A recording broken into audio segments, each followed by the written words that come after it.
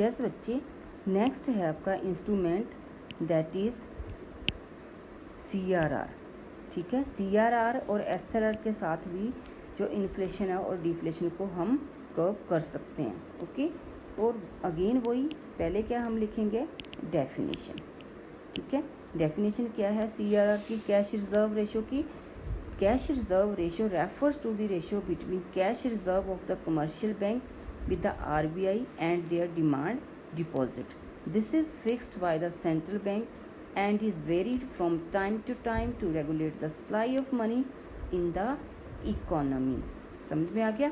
मैंने आपको पहले भी बताया था कि कैश रिजर्व रेशो क्या होता है, एक लीगल रिजर्व रेशो है जो RBI कमर्शियल बैंकों को रखने के लिए बोलती है। ठीक है, वो क्या होती है, उसकी मॉनेटरी पॉलिसी का एक हिस्सा होता है कि अगर मनी सप्लाई ज़्यादा है तो RBI फिर CRR को बढ़ा देगी, अगर मनी सप्लाई कम है तो CRR को कम कर देगी।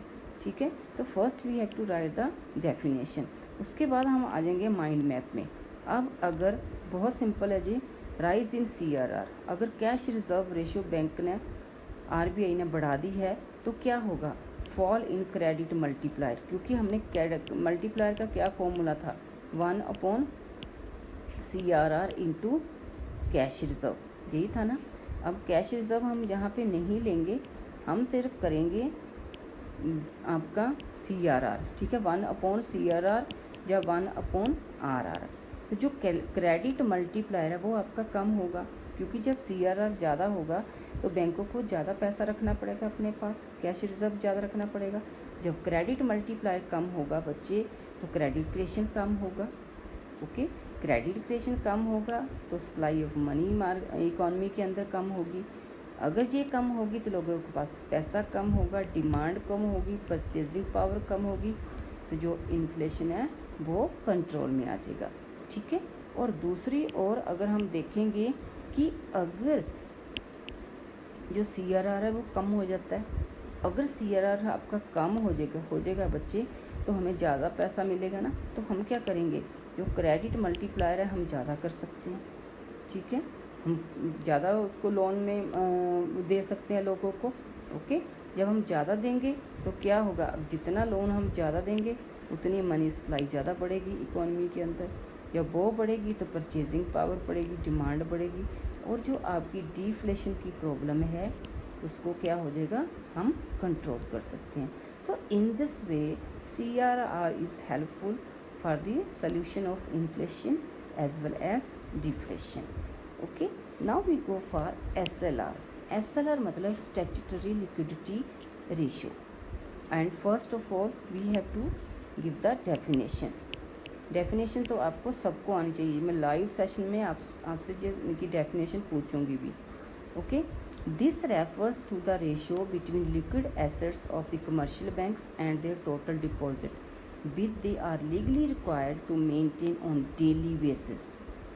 The liquid assets include cash, gold, and unencumbered proved securities. SLR is fixed by the RBI and is varied from time to time.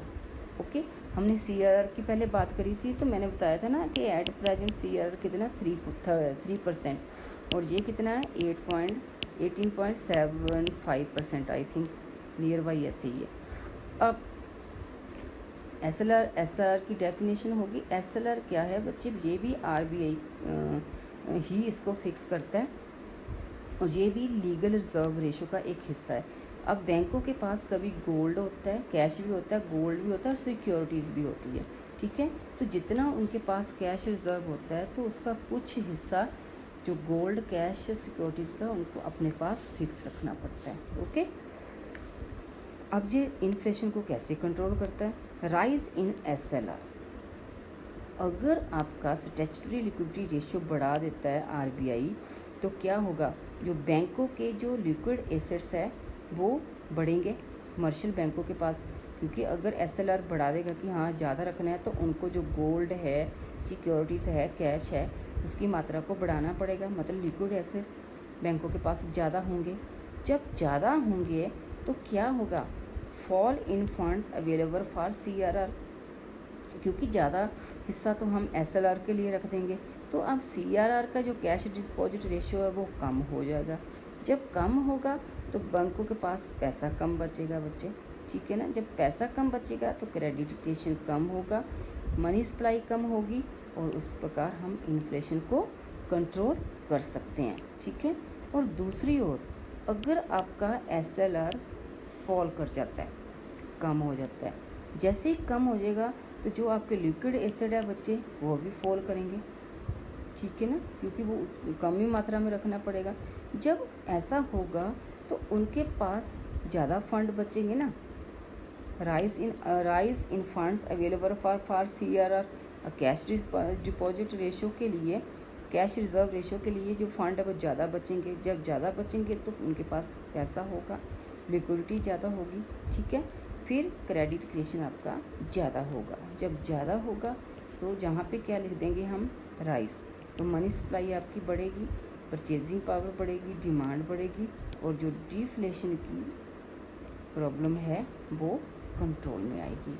तो in this way SLR and CRR is helpful to control inflation and deflation from the economy.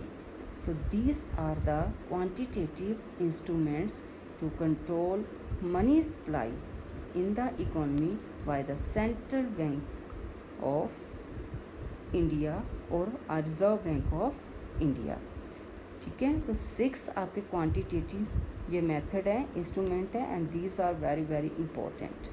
Okay, if you have any doubt then we can solve these doubts in live session. Okay, thank you.